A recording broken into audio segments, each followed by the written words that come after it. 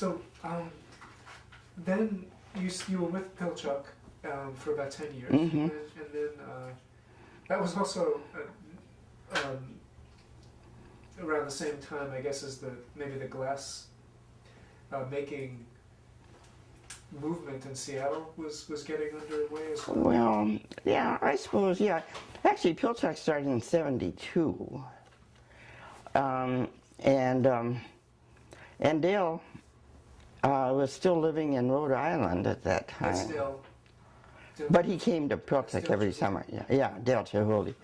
And he moved to Seattle in the mid-'80s permanently. And but yeah, actually, glass art all over the country was really booming, as it were. You know, there are several schools that taught glass like Pilchuck. You know, there's Penland in North Carolina, and Haystack in Maine, and Appalachia. Well, several, and a lot of the college programs had started too. And oddly enough, the UW had one and then gave it up and has never reinstituted one. Well, they don't really need to. They've got Pilchuck and Pratt and a lot of private studios too. You know, so. Could you talk about your movement to the Glass Art Society then, as executive director? I went there in 1990. I went back to Corning and lived there from February to June of '91 because they were having a conference there, and the woman who had been the director quit, and so they needed. And so I went back and met with her, and I said to the board, I think if I'm going to take this job, I really need to come back here before the conference, because the woman who was left didn't know anything about the Glass Art Society. She knew a lot about conferences because she'd worked for the Chamber of Commerce in Rochester. And actually, she was really a pro at conferences, but not art and not glass and not the Glass Art Society. So I lived there from February till June, and then came home. And in the meanwhile, I had talked to the Seafers Foundation about the possibility of getting free space in the Cobb building, and they gave it to us. And actually, the current director, bless her heart, her name is Pam Koss. She was hired about, let's see, 91 and 12, about 5 years ago. And we'd had free rent at the Cobb building all that time. So just the year she was hired, not only was she being paid a lot more than either me or my successor, but they lost the free rent, and so she had to deal with, you know, finding office space. Where the Cobb building actually turned itself into an apartment building, so there were no nonprofits anyhow. So I was there for that period of time when I decided to retire. In '96, I never thought I would retire, but I realized that I really owed it to them, that I was not nearly as enthusiastic. It wasn't that I didn't love it, but I just didn't have the same kind of energy and whatnot. And I was 70 years old, so I decided to retire, and so that's what I did. In the meanwhile, the membership grew from about 300 to, I don't know, a couple thousand or 3,000. And we had wonderful conferences. And you know, their conferences, of course, are very different from Allied. These are conferences where there are demonstrations and exhibitions and lectures and just a whole, they're started on Thursday and go till Saturday night. And have lots of events beforehand and afterwards.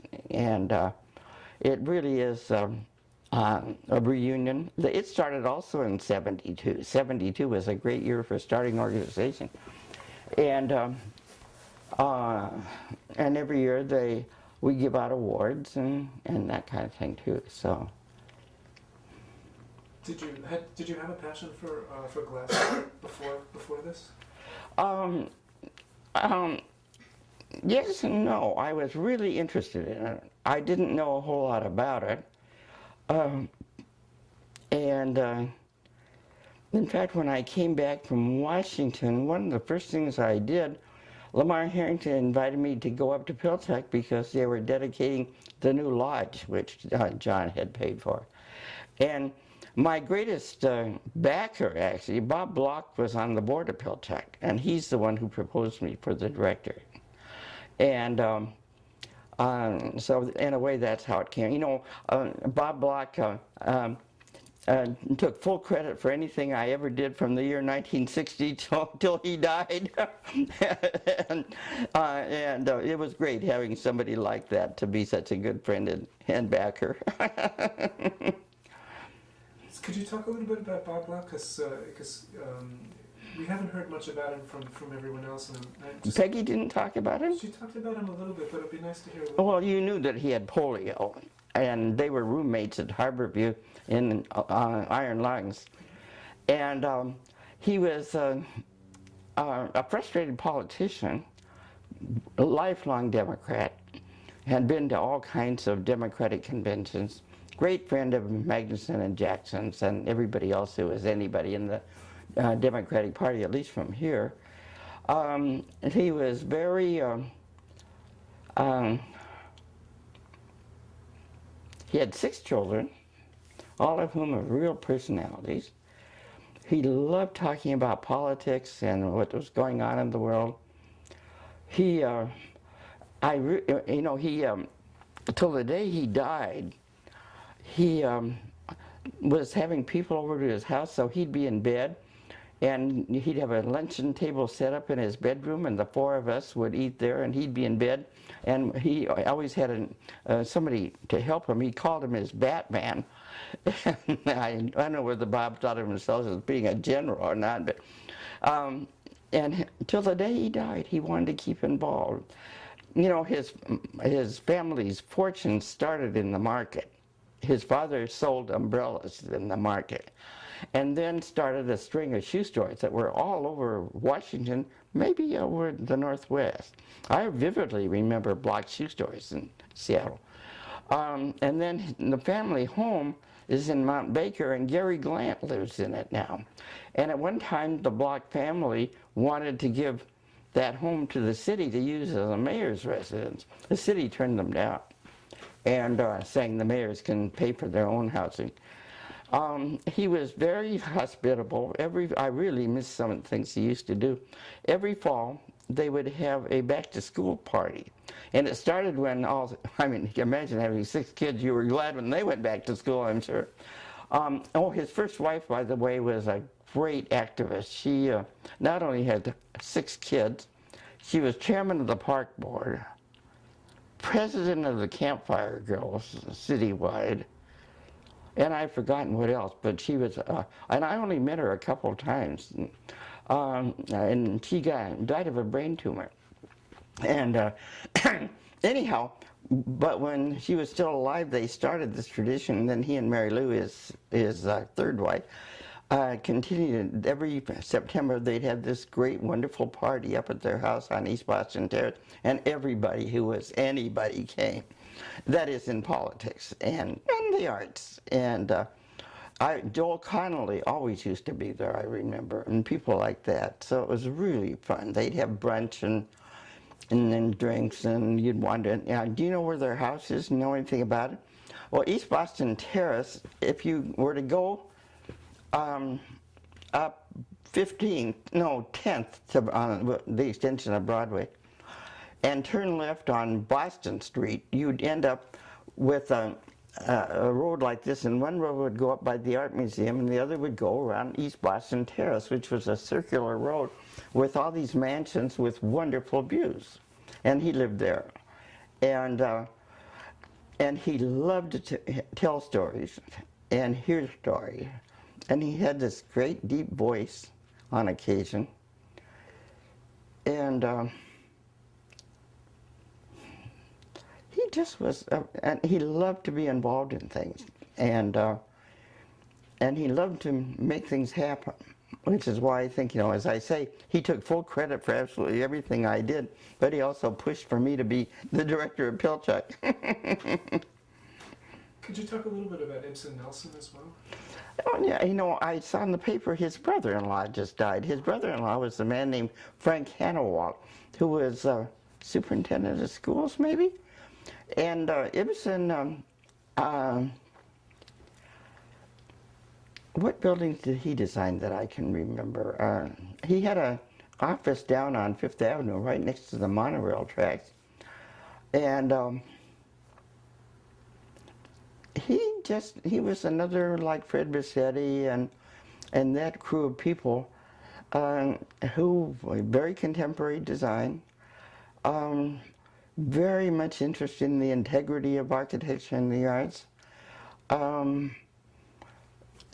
I think, you know, one of the things that happened as architects, we're involved in allied arts, and this has happened in other parts of the world too, is those who criticized corporate buildings or corporate activities or government buildings for that matter would end up losing work. It was a very tough dilemma, and Ibsen was one. And no, he designed this building up here on Queen Anne Avenue across the street from Metropolitan Market. It has glass bricks there, you know, on the front. He designed that one. I don't think that's a great example of his talent, but he did design that. I'm trying to think, there's some outstanding buildings he did. And I'm at a loss at the moment. But he was just very much interested in seeing the city develop without billboard. There was a city sign ordinance for a while that I think is gone by the board. He was interested in historic preservation, very active in saving the market. And what else can I say about him? He had an affair. Jerry mentioned that he kind of modeled his own presidential leadership qualities. A lot of it was inspired by Ibsen Nelson's leadership in the.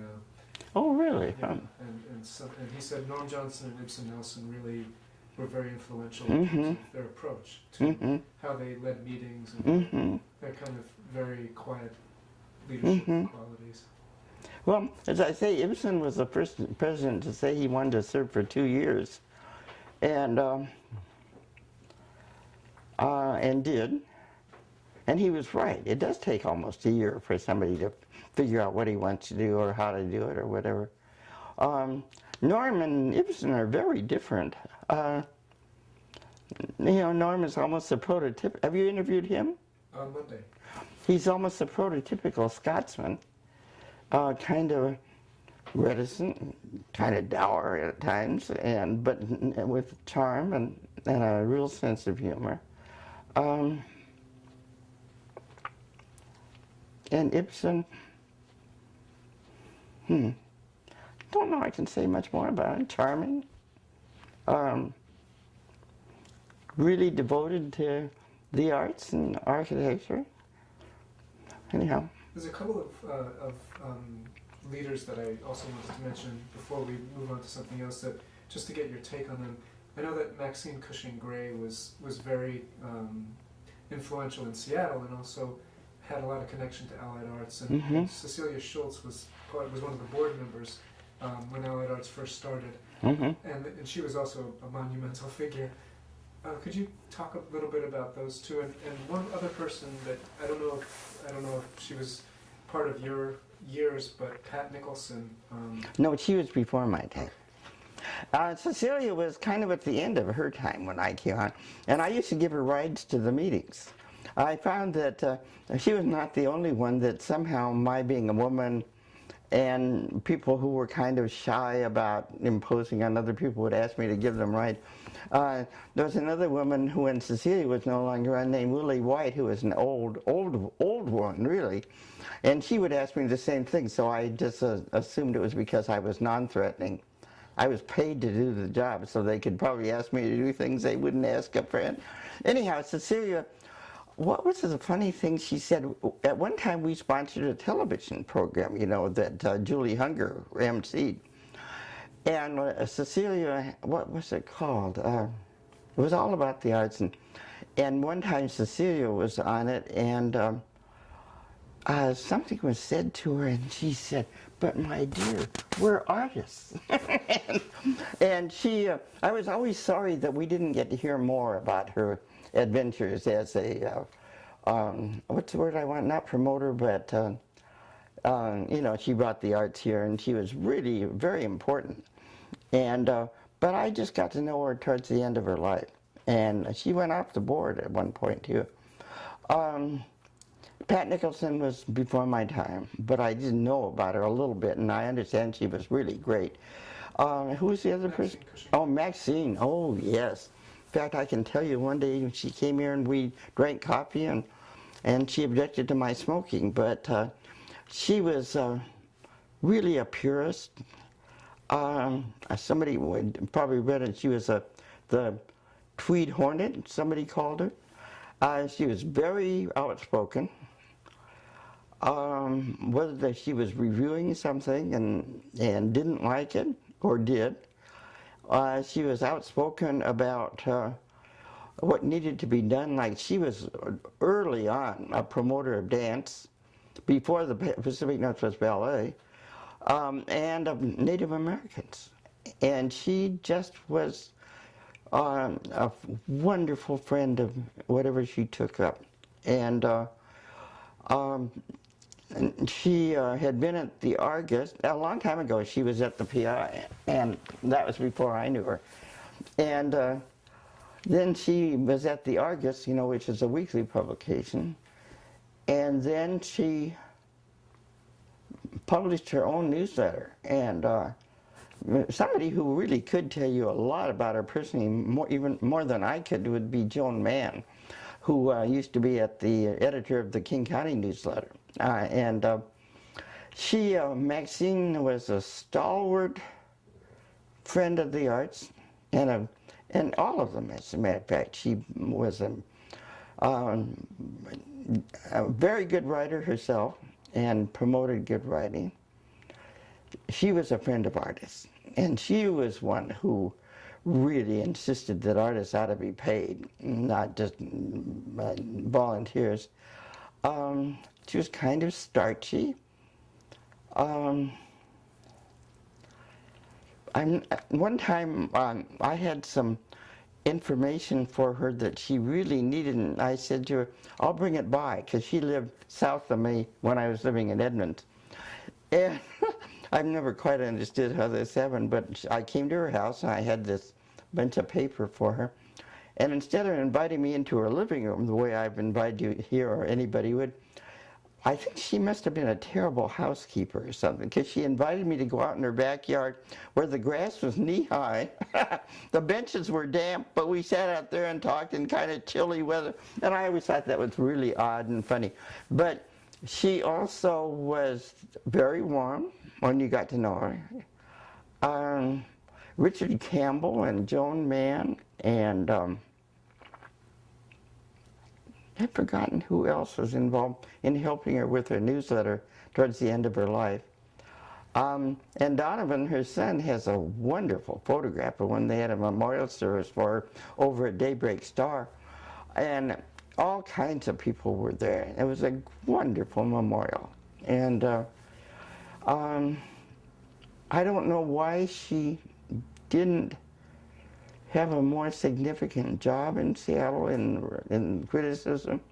Maybe she didn't want it. I don't know. She had a lot of people who were afraid of her, but that isn't what would have kept her. She was very talented, very discriminating, very, as I say, open about her feelings, and very important in many ways. And a good friend of Allied Arts. Yes. Yes and no. She could also be very tough. Oh, and she always said we didn't do enough, you know, so she was pushing us in that way. Did she, there was a kind of a little discussion she had with you guys, I think, at one point about some Northwest Coast art that you were sponsoring, or there was a Northwest Coast art issue that came up that she wrote something about. Do you recall that? I don't remember that at all. Maybe we can skip by that. We'll bring this to a close in just a little bit, but I wanted to, before we stopped, just ask you a little bit about the foundation, Allied's Foundation. Mm-hmm. You did return as a member of the foundation and a board member and an officer in the foundation, and I'm just wondering if you could talk a little bit about that. What brought you back to the Allied Arts Foundation? Maybe because they asked me, and it seemed to me that it was just something that I cared a lot about Allied Arts when I was working there. I didn't really want to be back with Allied Arts of Seattle. Once you've done something, why go back, actually? And the foundation is the foundation was really kind of a passive organization for a long time until Bob Block left us some money, and we had something to do with. But I was retired. I had more time. They were people I loved, and if nothing else, I just like to meet with them once in a while. And I think it's not doing things on a very grand scale, but it's doing some nice things, and could do more, I think. It's incredible that so many people on the foundation were such important people with Allied Arts. Well, that was the design of it, of course, where people who were added to the foundation board were former presidents. And then other people were added. Peggy was always adding people. She tends to come up with really interesting people for all kinds of things. Could you talk a little bit about your, you've won a bunch of awards, and I wonder if there's a couple that stand out for you that You want to see them? We definitely would love to see them. We'll look at that afterwards. Okay. Well, let's see. I got the Lifetime Achievement Award from the Glass House Society, and that was really important to me. I got, you'll have to see them. I got Matrix Table, which used to be a big event here in Seattle. It was Women in Journalism would have a banquet every year and pick out 4 or 5 women to give awards to. Actually, I got one from the King County Arts Commission.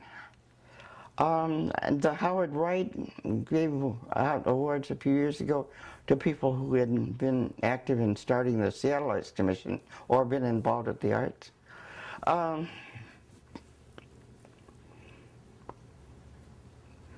Well, you can see there are 5 or 6 of them there, yeah. Really great, yeah, definitely.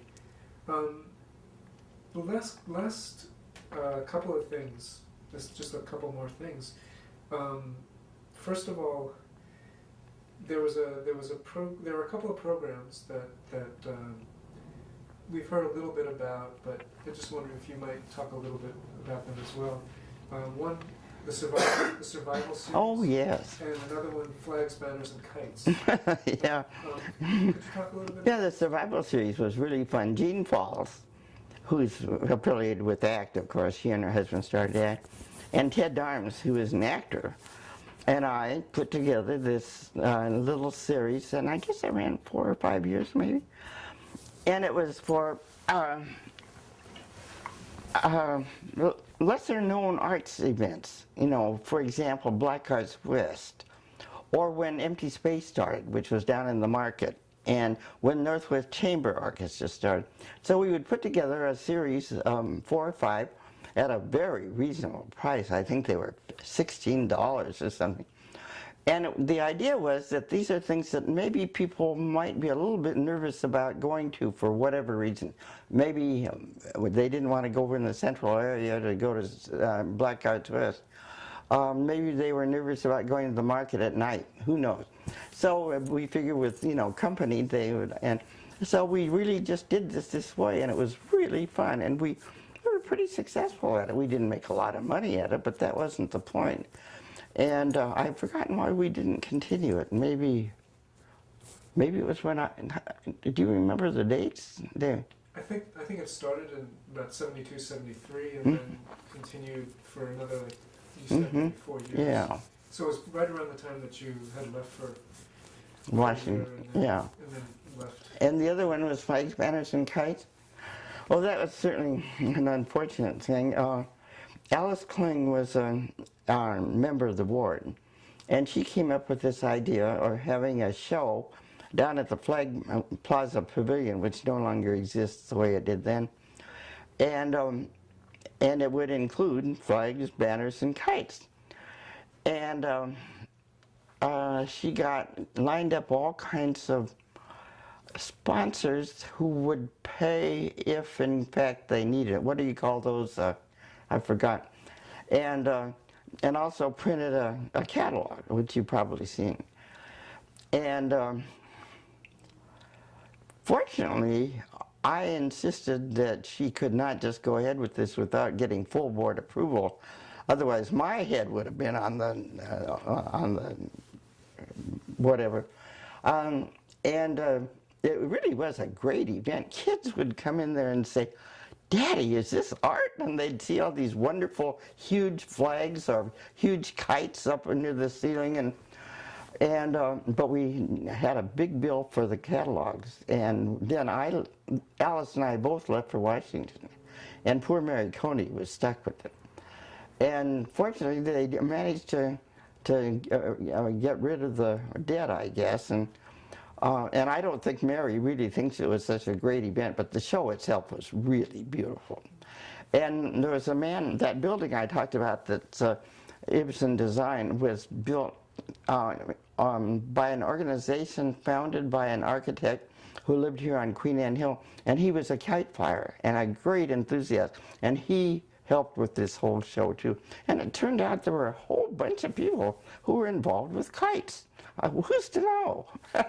And anyhow, it was kind of a disaster on the one hand, but an artistic success on the other. Did Mary mention it? We're going to see Mary next week.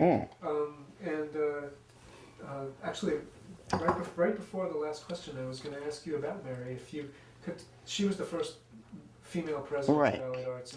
And, it's odd to think that, isn't it, these days? That was 1970, I guess. 74. Maybe a little bit later, maybe 76, 77, I think. She was. Oh, was she after Lou, not before? Yeah, after, okay. Right after okay. Was that a really major? Yes, it was. As a matter of fact, you know, it's interesting to think that an organization that prided itself on being kind of not revolutionary, but not bound by everybody else's rule, never had a woman president. And looking back, I don't know why either. You know, actually, Mary probably was the best person that could have stepped in as president. And she worked very hard at it. And this is when Allied Arts then had graduated from, or had continued rather, every year lobbying for the Seattle and King County Arts Commission budgets. And that was a very big thing. Then it was very hard to get money to pay for all that. But Mary was really great at it. And she just was she's smart, literate, and all those things, and really did very well. And she's still active in the foundation. Mm-hmm. And now we come to the final question. Now you wrote an article that you probably remember well because you gave me a copy. Mm-hmm. And it's called "What is an Allied Arts?" Oh, the one I gave in Bellingham. Yes. Uh-huh. And I'm wondering if you could, at this point, now it's, what is it, 49 years later, after you began with Allied Arts, Mm-hmm. if you can somehow answer that question, what is an Allied Arts? Well, I think actually what I wrote, I think pretty well described it. Talk about that. Well, you know, here it was this group of individuals, by and large. Oh, I was going to say one of the smart things that Allied Arts did early on, when they first drafted the I don't know if they were actually bylaws or just a description of the organization. They were going to make it a confederation so that every action taken by Allied Arts would have to be approved by the boards of all the organizations. Well, you can imagine how unwieldy that would be. You'd never get anything done. And so they changed it so that the members of the board may have been on other boards and members of other organizations, but as board members they were representing Allied Arts. So here we are over the years with all these individuals and at one time I think actually when we had a lot of young lawyers, I think they all saw Allied Arts as one way of maybe getting noticed politically. And it was a good training ground for all kinds of people to learn how things happen, how bills get passed, how people influence their legislators or their city council or whatever. And they had a lot of fun doing it. Were very funny, many of them, and cared a lot about the city. And actually, I think it's one of the best things that ever happened to me. I see that I identify more with the city than my own son does, who hasn't been involved in the same way. And I think that's too bad. And it's the only way you learn to love a city, I think, is by, really being part of it. And I don't know why it changed.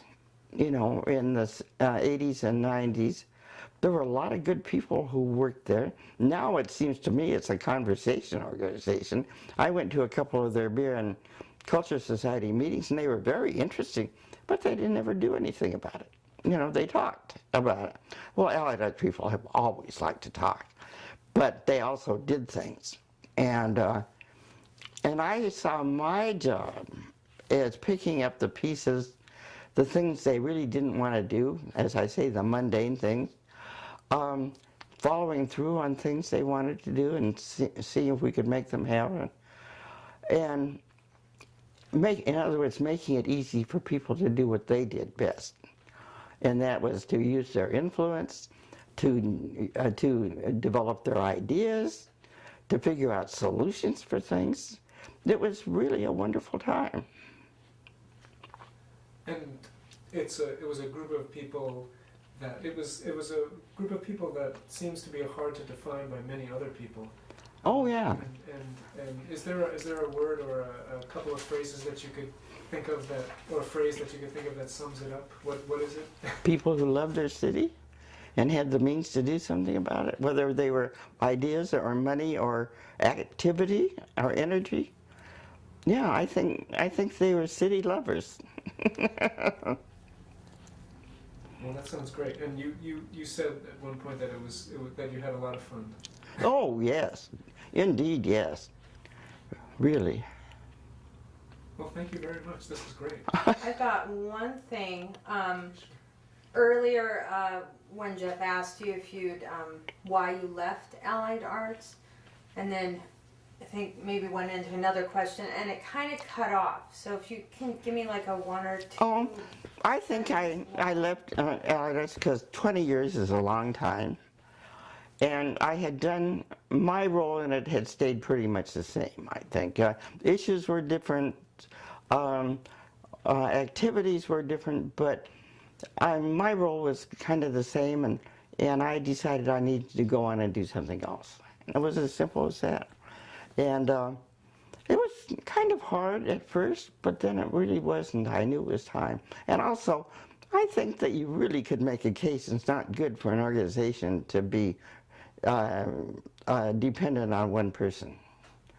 And some organizations do that with money, that they depend on one person to support them financially. That's a bad thing to do, because then that person dies, and what does the organization do, having lost all that time in learning how to be self-sufficient? And I think the same thing can be true about, dependent on, in other ways, on one person. And I love being considered the heart of Allied Arts, but I also needed to do something different. And certainly Pilchuck was very different.